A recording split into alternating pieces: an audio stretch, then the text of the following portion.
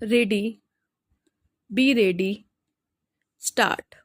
In the present case, the respondents in the writ petition had raised a specific plea of delay as a bar to grant relief to the petitioners. In our view, it was perhaps necessary for the court to have specifically dealt with this issue.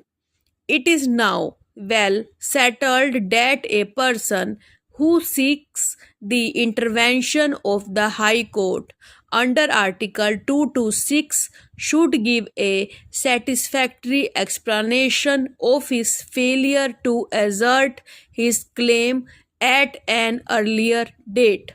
The excuse for procrastination should find a place in the petition filed before the court, and the facts relied upon by him could be sent out clearly in the body of the petition.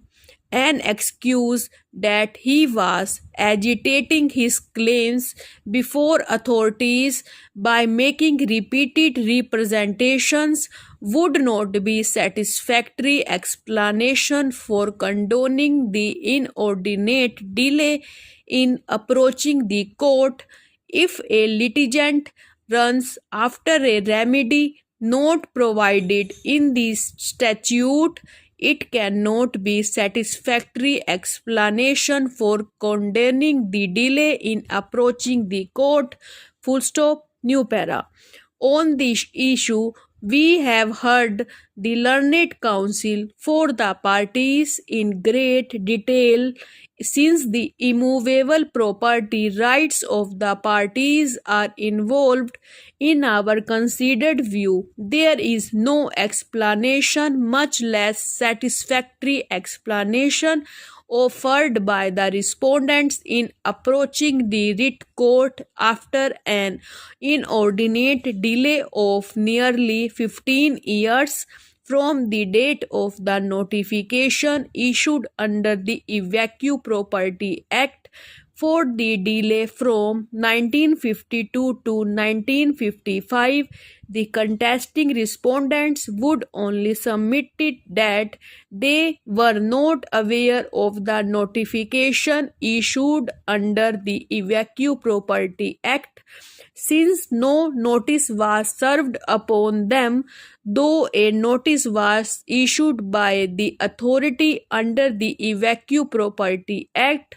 While explaining the delay of nearly 11 years from 1955 to 1966, they contend that they were in possession of the property and they were making representations before the authorities under the Evacuee Property Act for redressal of their grievance. The delay after the orders were passed by the Settlement Commissioner in the year 1983 till the writ petition was filed in the year 1990. It is explained that they had moved the state government suo motu to revise the order passed by the Chief Settlement Commissioner, and since the state government returned their request, they had approached the High Court to issue direction to the state government to appropriate directions. In our considered view, there was inordinate delay in approaching the authorities for redressal of their grievances. As rightly contended by Shri Mukund, even when they approached the authorities, they were claiming wrong reliefs or incomplete reliefs. Even when they filed the writ petition in the year 1990, they did not choose to question the correctness of the notification, but was questioned by way of filing an amendment application in the year 1998.